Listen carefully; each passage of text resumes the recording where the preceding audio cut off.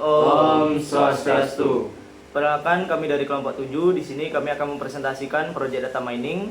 Sebelumnya, perkenalkan, nama saya Denny Hermawan. Perkenalkan, nama saya Yoga Armada Akbar.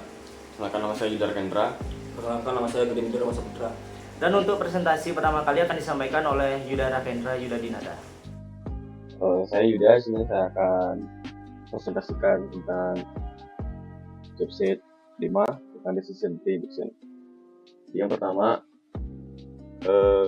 kita akan mulai langkah-langkah pertama. Kita akan melakukan klasifikasi dengan teknik decision tree prediction. Yang pertama itu mengimpor library yang dibutuhkan.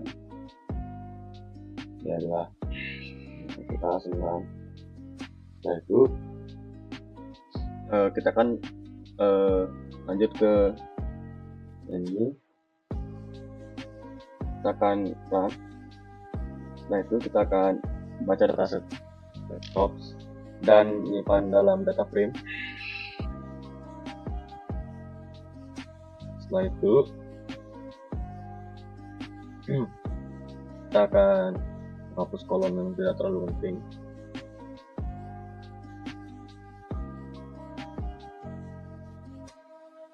Di sini kami menghapus kolom 2.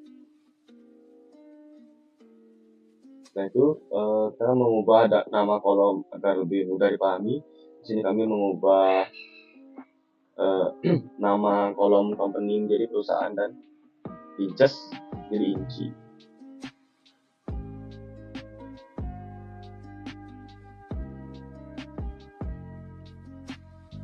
Setelah itu kita akan mengecek apakah ada atribut yang bernilai none.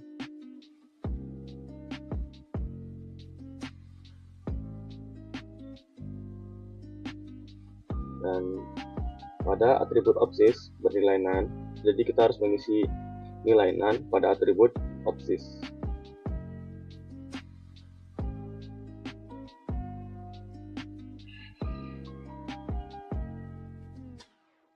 Setelah itu mengecek karakteristik atribut pada data frame-nya.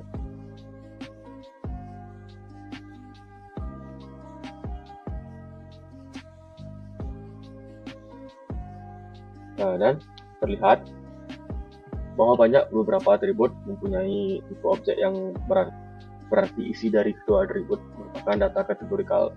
Maka kedua isi atribut tersebut akan ditransformasi menjadi data non-kategorikal.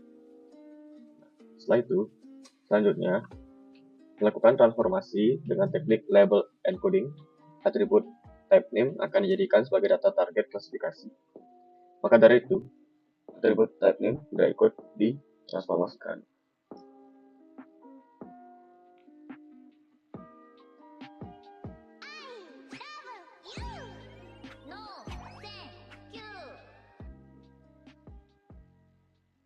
Setelah itu,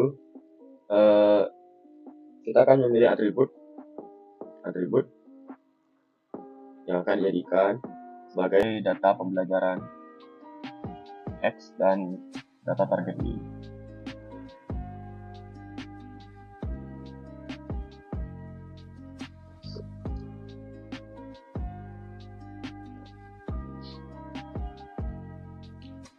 Setelah itu, kita akan membagi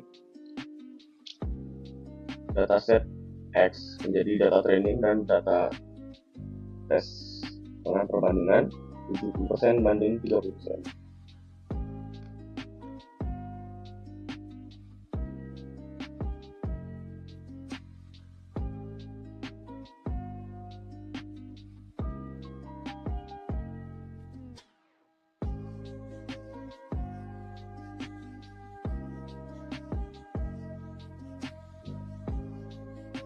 Selanjutnya, membangun model klasifikasi decision tree dengan parameter criterion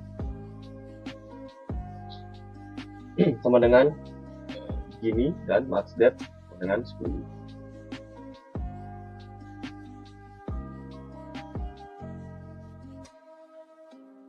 Setelah itu, kita akan melatih data training dengan model yang sudah dibangun.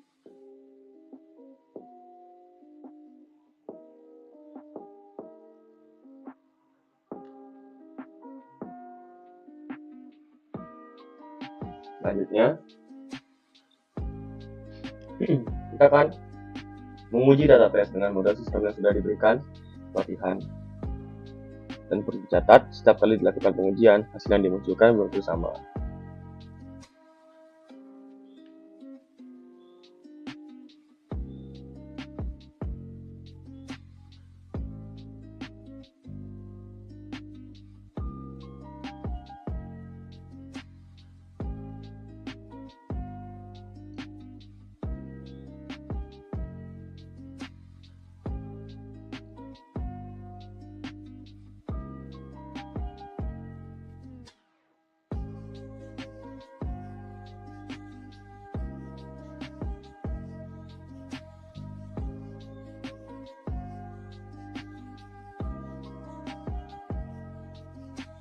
Nah, setelah itu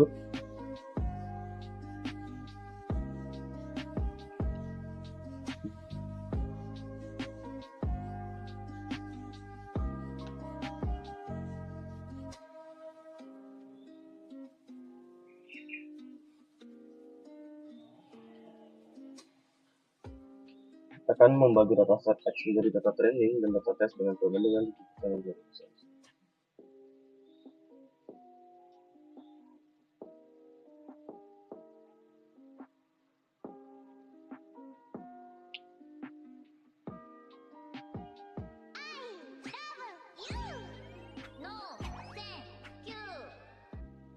setelah mengenal model DT, melatih model DT dengan data training, memprediksi data uji, dan mengevaluasi model DT yang dibangun.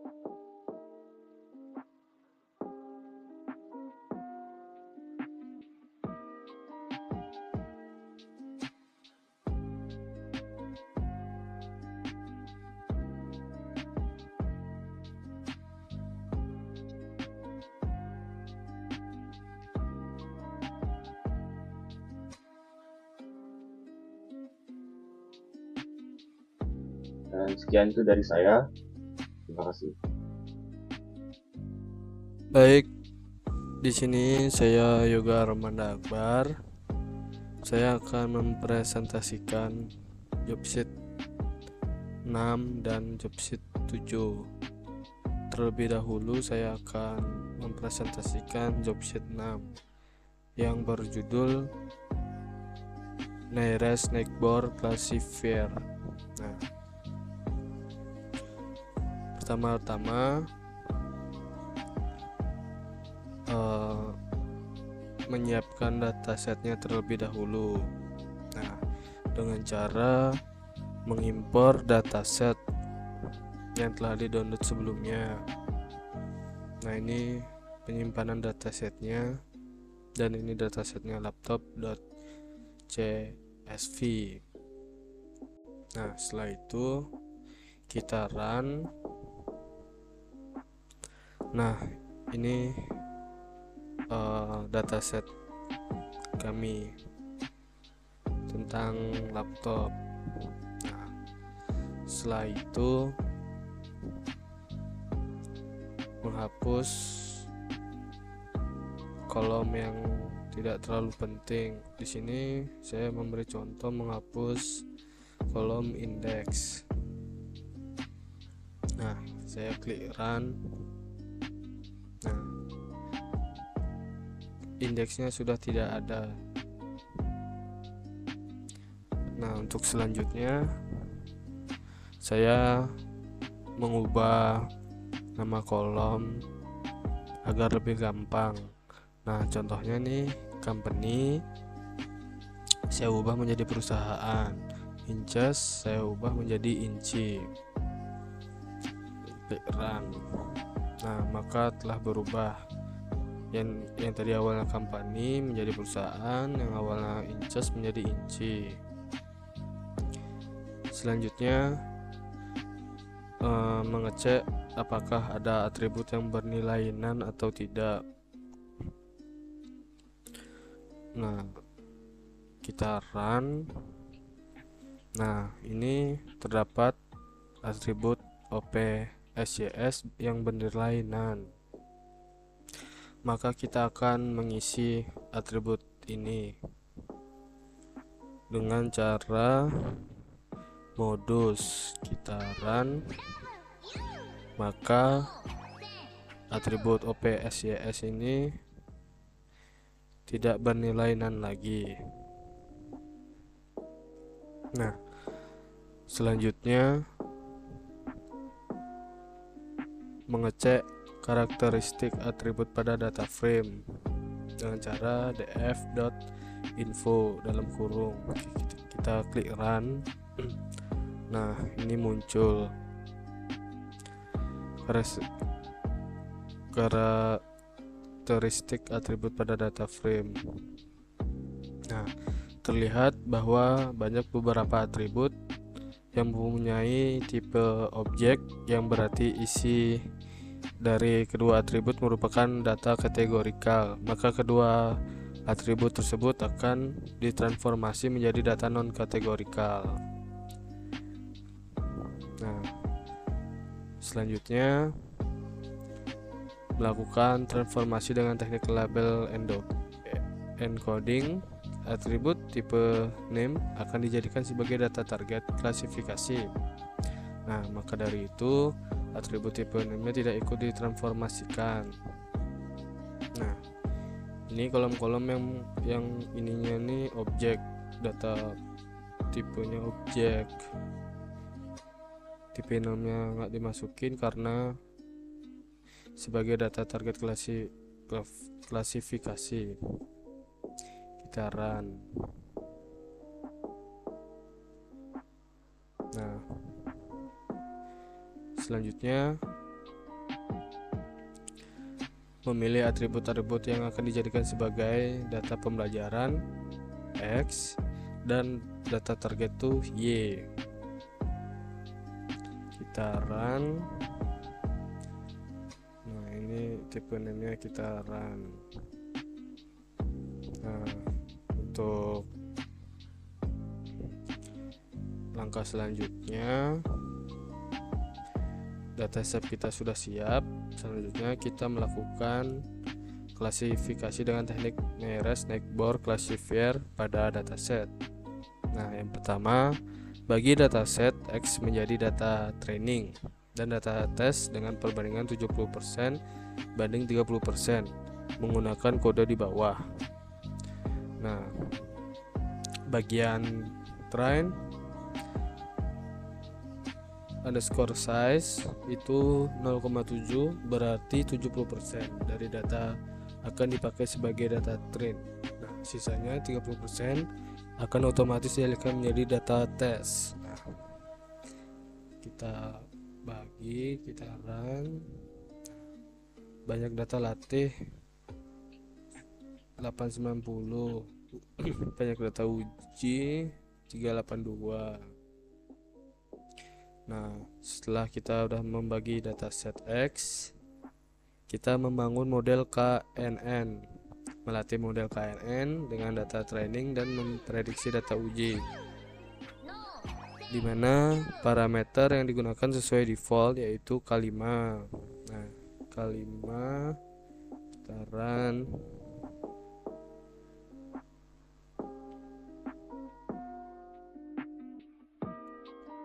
Setelah itu akan muncul peringatannya, ini bisa diabaikan saja. Setelah itu melakukan evaluasi model KNN, jalankan perintah berikut untuk melakukan evaluasi.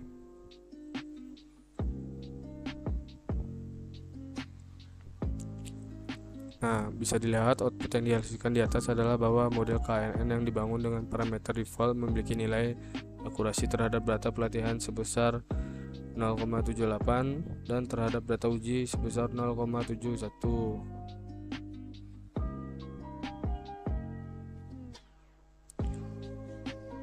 Nah, untuk tuning hyperparameternya, melakukan perubahan hyperparameter pada model KKN yang dibangun dengan mengubah nilai menjadi K1. Nah, terlihat bahwa Nilai KKN yang dibangun dengan parameter K1 memiliki nilai akurasi terhadap data pelatihan sebesar 0,90 dan terhadap data uji sebesar 0,69.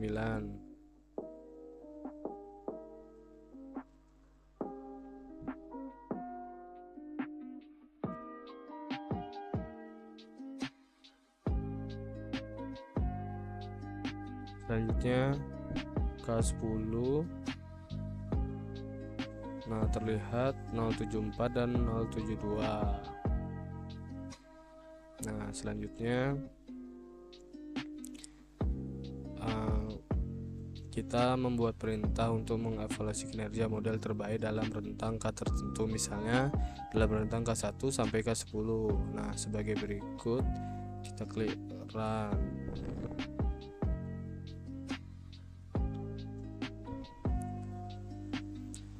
Nah, untuk hasil dari pengukuran di atas dapat digambarkan sebagai berikut.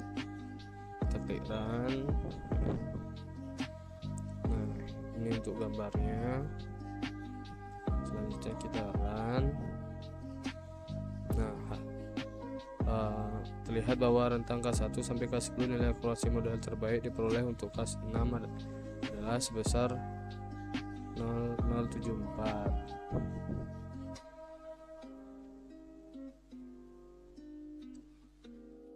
Baik, di sini saya akan melanjutkan mempresentasikan untuk mempresentasikan job sheet 7 yang berjudul Bayesian Classifier. Nah, pertama-tama sama seperti tadi caranya menyiapkan datasetnya terlebih dahulu dengan mengimpor. Nah, setelah mengimpor, menghapus kolom yang tidak terlalu penting, contoh seperti indeks.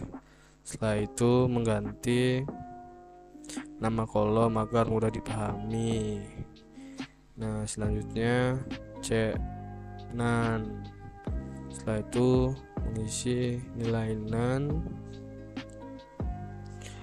Setelah itu mengecek karakteristik atribut pada data frame-nya.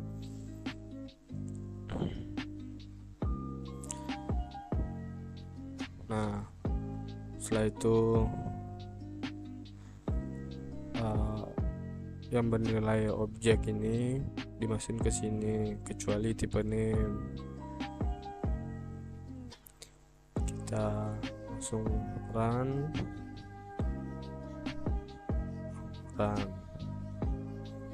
Nah, masuk ke langkah-langkah melakukan klasifikasi dengan teknik Bayesian Classifier pada datasetnya. Yang pertama, bagi dataset nih. Nah, setelah membagi, selanjutnya membangun model Bayesian.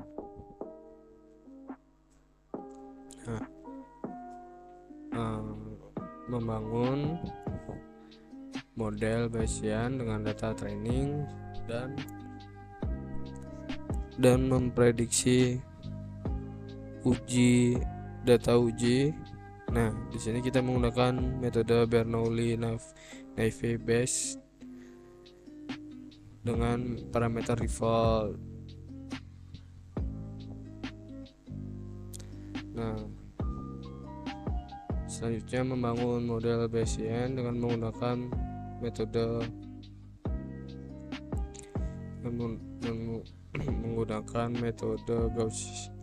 Gaussian-Naive Bayes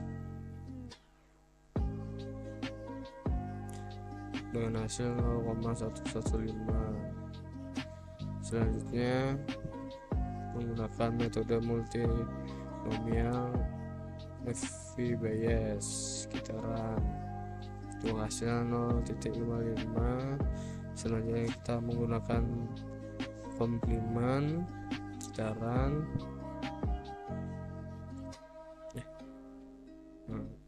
Oh, nih untuk komplement Naive Bayes 0.5. Selanjutnya kita menggunakan metode kategorial Naive Bayes, kita run, hasilnya 0.7.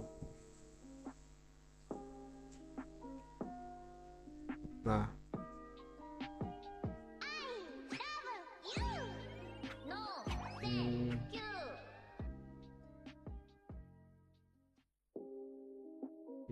ini sekian presentasi dari saya ucapkan terima kasih. Selanjutnya dilanjutkan oleh teman saya.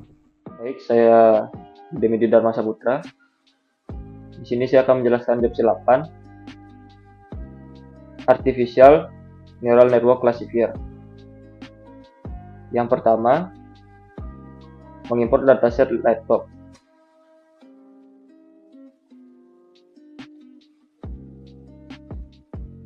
Karena muncul kolom seperti ini.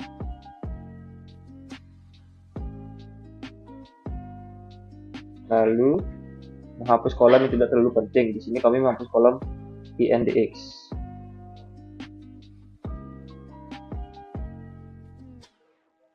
Nah, jadi seperti ini.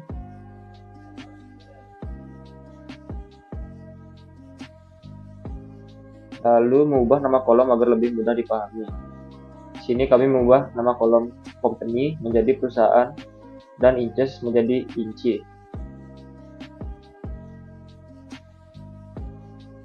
Sekarang, lalu muncul kolom seperti ini.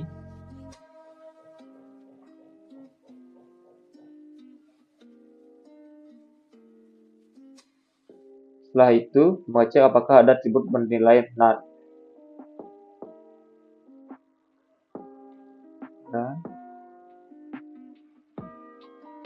Nah, di sini yang bernilai none adalah 0.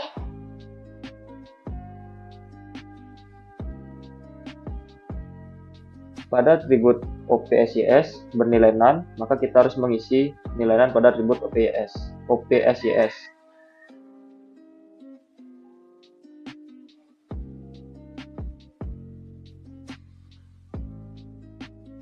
Nah, maka nilainya semua akan menjadi none.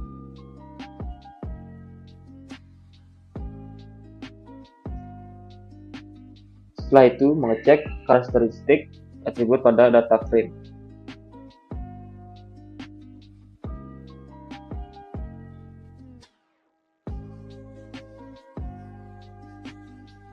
Seperti ini. Terlihat bahwa banyak beberapa atribut mempunyai tipe objek, yang berarti isi dari kedua atribut merupakan data kategorikal, maka kedua isi atribut tersebut akan ditransformasi menjadi data non-kategorikal. Selanjutnya, melakukan transformasi dengan teknik label encoding, atribut types name akan dijadikan sebagai data target klasifikasi. Maka dari itu, atribut type nama tidak ikut ditransformasikan. Kita run.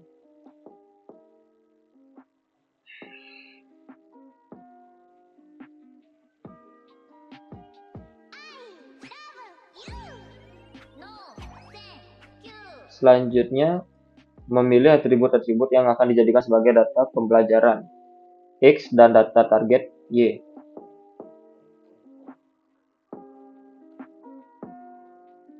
Nah, muncul seperti ini.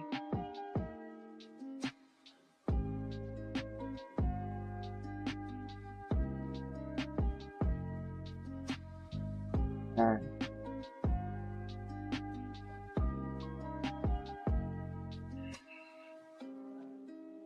langkah-langkah melakukan klasifikasi dengan teknik artificial neural network pada dataset tersebut. Yang pertama, membagi dataset X menjadi data training dan data test dengan perbandingan 70% dibagi 30%.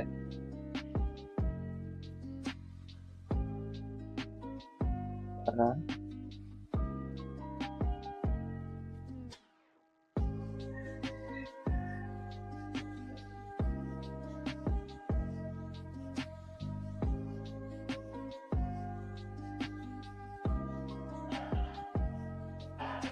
Setelah itu membangun model ANN, melatih model ANN dengan data training, dan memprediksi data uji.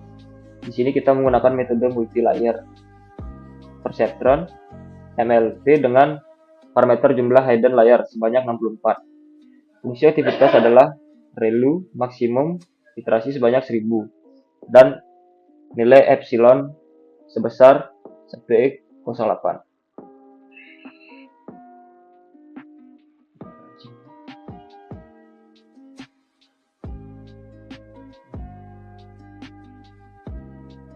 Di sini kelihatan.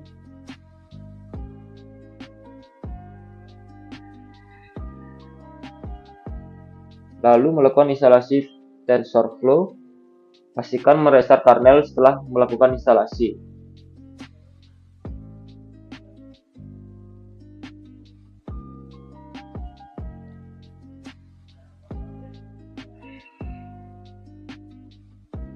Nah,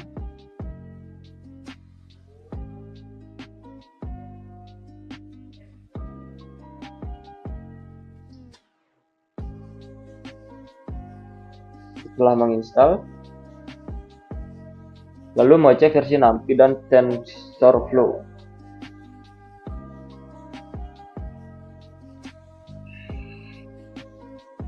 Nah, di sini ada versi 1, 2, 3, dan 5.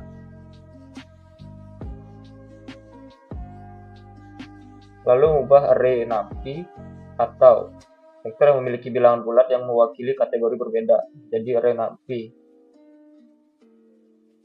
Matriks yang memiliki nilai biner dan memiliki kolom sama dengan jumlah kategori di data.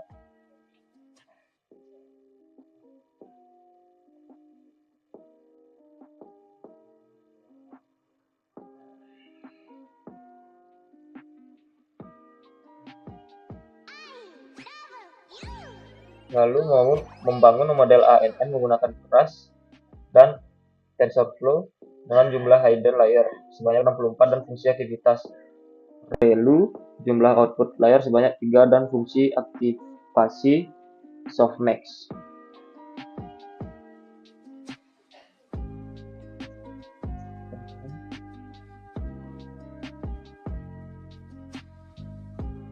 Proses.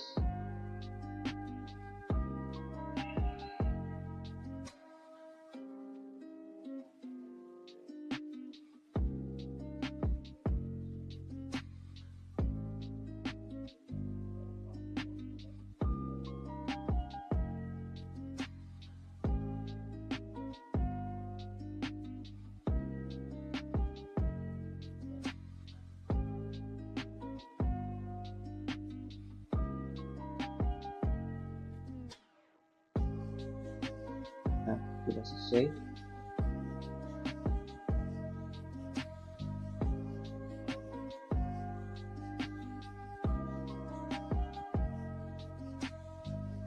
Membangun model ANN menggunakan keras dan TensorFlow dengan jumlah hidden layer sebanyak 64 dan fungsi aktivasi ReLU, jumlah output layer sebanyak 3 dan fungsi aktivitas sigmoid.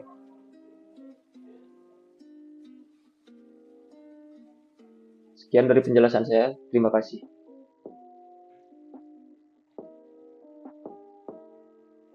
Apa nih? Stop.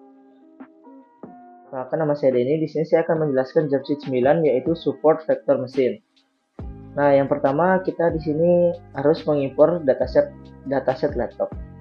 Nah, di sini kita run terlebih dahulu. Nah, berikut adalah dataset laptop yang telah saya impor. Nah, selanjutnya di sini saya akan menghapus kolom yang tidak terlalu penting, yaitu kolom indeksnya.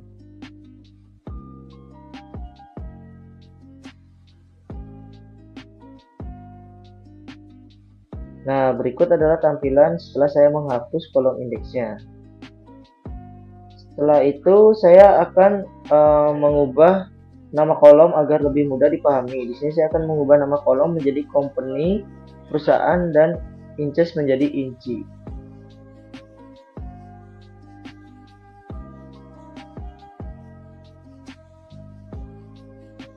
Nah, berikut adalah tampilan yang sudah saya ganti nama perusahaan dan nama incinya. Nah, seperti yang kita lihat ini inches dan ini company telah kita ganti menjadi perusahaan dan inci. Selanjutnya itu untuk mencetak atribut bernilai none. Nah, ini. Nah, berikut adalah atribut yang bernilai none. Nah, setelah itu saya pada atribut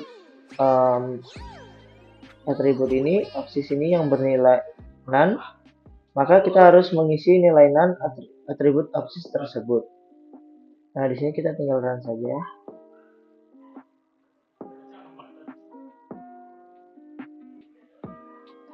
Nah, berikut adalah atribut absis yang bernilai none, mengisi none pada atributnya. Setelah itu, untuk mengecek karakteristik atribut pada data frame, nah ini dia. Kita tinggal run aja di sini. Nah, ini untuk mencetak karakteristik atribut pada data frame. Terlihat bahwa beberapa atribut mempunyai tipe objek yang berarti isi dari kedua atribut merupakan data kategorial. Maka kedua isi atribut tersebut akan ditransformasi menjadi data non-gorikal. Nah, selanjutnya untuk melakukan transformasi dengan teknik label encoding, atribut type name akan dijadikan sebagai data target klasifikasi. Maka dari itu atribut type name tidak ikut ditransformasikan.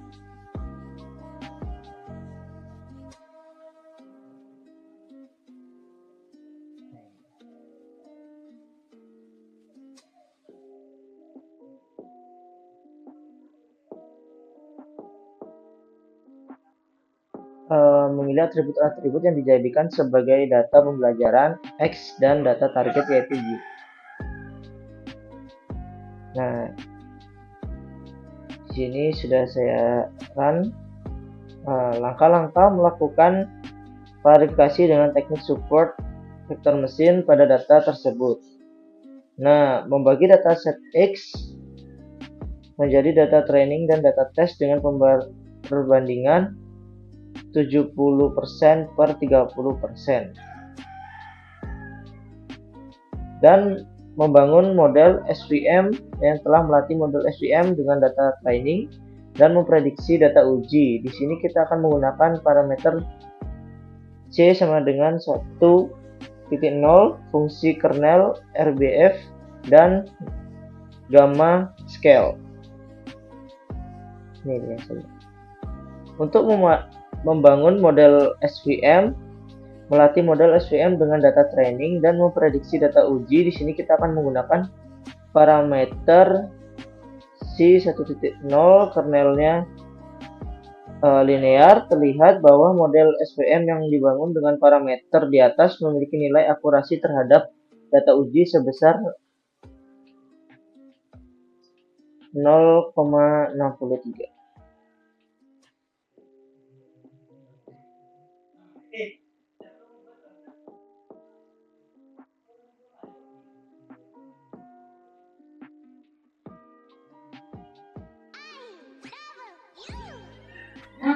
Untuk membangun model SVM, melatih model SVM dengan data training yang prediksi data uji. Di sini kita akan menggunakan parameter C sama dengan 1.0, fungsi kernel yaitu poly, degree-nya 3, dan gamanya scale.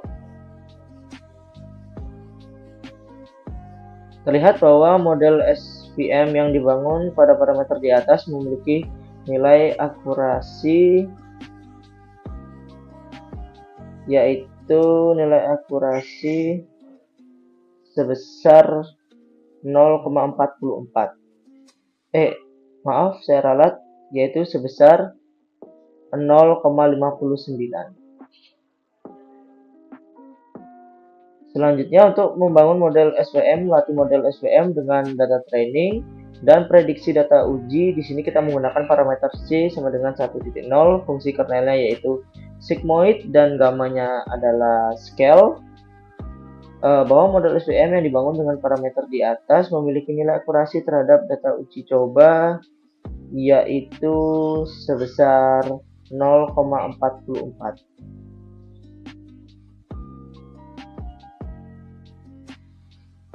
Dan yang terakhir, lakukan tuning parameter gamma untuk meningkatkan kinerja fungsi kernel sigmoid ketika perintah berikut untuk membangun model SVM.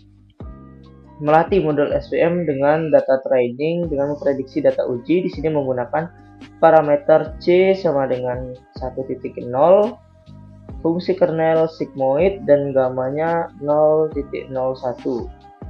Terlihat bahwa akurasi model SVM yang dibangun dengan parameter di atas terhadap uji data yang meningkat menjadi 0,56.